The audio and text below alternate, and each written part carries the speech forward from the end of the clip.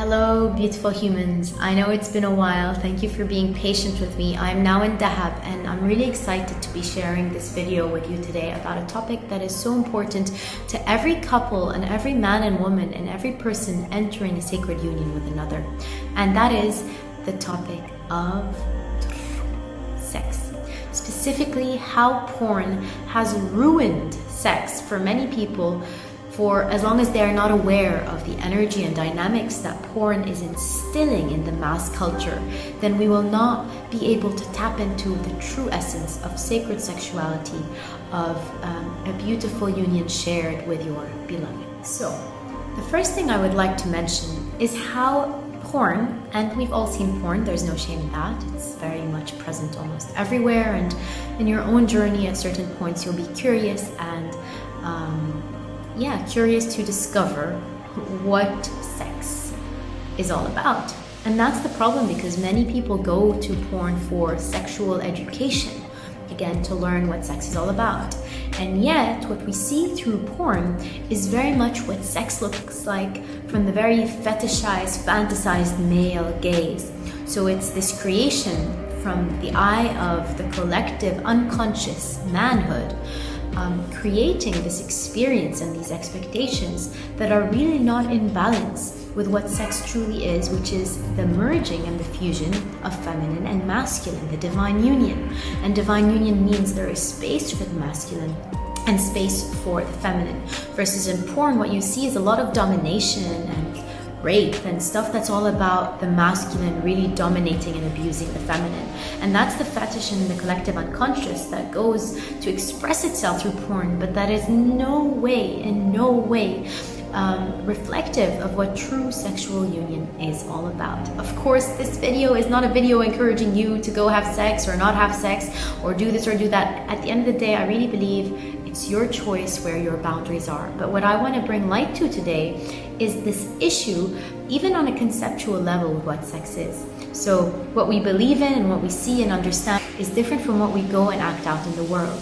So what I'm sharing with you today is just inviting you to think and feel a bit more deeply about these assumptions, these stereotypes, and these realities that have become so mass indoctrinated in popular culture and the popular consciousness that they almost go unquestioned.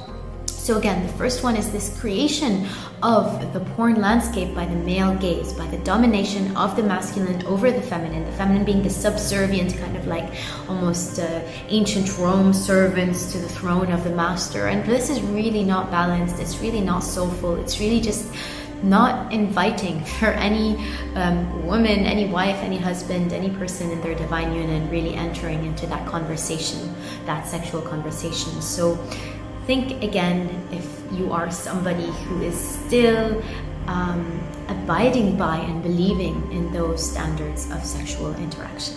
Now this one, the second one, I'm really passionate about, and it is that porn has forgotten that every woman is a goddess.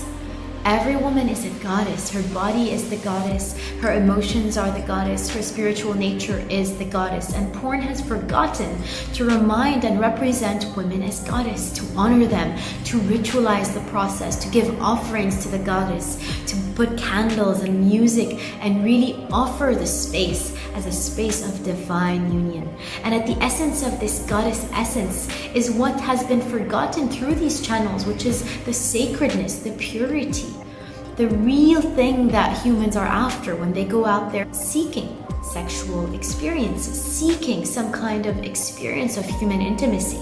And a woman, first and foremost, wants to feel like a goddess. So if every woman has this deep knowing, this deep longing, and this deep truth, and yet when she gets married or doesn't get married, or when she goes out there into the world to experience herself and she is brought under the gaze of these porn websites, then something really gets blocked. Something in that encounter does not reflect the woman collective's inner world and desires and need to be met as a goddess. If you are a woman, then remember to remind your man that today and every day You were born and forever will be a goddess, and therefore in this ritual act, in this essential act of sacred union, of sacred coupling, you are more a goddess than you ever have been and ever will be. It's in this intimate act that you are able to access those divine codes. Number 3.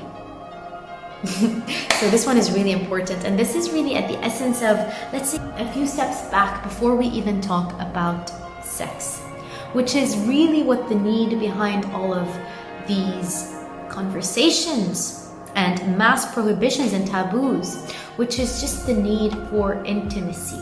Into me I see this level of connection and presence and union, where I get to look in my beloved's eye and I get to connect and feel the body and feel what the person wants, and really have this deep, intimate conversation between body and between soul, and feel like I am creating this experience by letting go of my ego a bit more and becoming one with the person I have chosen to become one with. And that's why behind even all these conversations, and when women bring this up in any kind of experience that I offer, I always ask them to think behind what they're asking, because I don't think any woman is out there just like hungry for sex. Maybe you are, and that's totally okay. I don't want to shame that. But I think what women really long for is divine union and connection and intimacy. And so rather than go out seeking a boyfriend and everyone assuming that that's what needs to happen, just explore what it feels like for you to be close to someone, to have a touch on your hand, to have someone listen to you while you share your most vulnerable feelings and emotions and fears and insecurities. That's real intimacy, and it's that kind of bond that will create the foundation for truly deep sexual acts and intimacy and union. And that's what we're after in this community. Of course, sex is not bad, it's not evil, it's not good, it's neither this or that. It is what we make of it. And our world, our culture has made a taboo of something that is actually very beautiful, and has dismissed any invitation for people, and specifically in this community, I'm very proud to be with a group of women, so we can have this safe space with one another to go deep into these topics and ask the questions we want to ask, and really get to the truth of what we want from our men and what we expect from our men. And we expect to be treated like a goddess. And that brings me to the 4th point, which is that sex, the sexual act, sexual intimacy, is really not just a physical thing. Of course we know this, we've heard this mentally, but what does that really feel and look like? Well, it feels like something. Sex is a deeply physical, yes, but also emotional and spiritual experience. And that's why you don't want to go around having sex with people you are not, like one with, someone you haven't said yes to spending your life with, because you are really merging on the deepest levels. And so for this to be a full yes for a woman, because the womb space is magnetic and it absorbs all the energy very deeply. And so for a woman to be in sacred union with another man, it's really important for her to know that she is physically, emotionally, and spiritually connected to this other human. Otherwise, she will feel really off balance and just not in her full integrity and in honoring of her human temple. So again, I'm never for saying something is right and wrong and good and bad. I don't believe in that. I believe every woman has her own story to tell, has her own truth to follow. But what I do believe in is that the body, the human body, the woman's body really knows what it wants and really knows what is right for it. And your body knows when sometimes there's just a little craving maybe for intimacy, but really that person is not the person you want to merge with physically, emotionally, and spiritually. And because we are such magnetic beings as women, we hold a really deeply magnetic field, then it's really important that the person we say yes to, usually in the Arab world that would mean your husband, then that person should be the person you're connecting with, not just physically, but deeply emotionally. You're open, you've shared your heart, and also, of course, spiritually, that your souls are in conversation. Because when you go deeply into sexuality and maybe traditions like Tantra, which is really, really big in Bali, you'll start to understand that this merging of you and another energetically and physically is bringing so much more into play.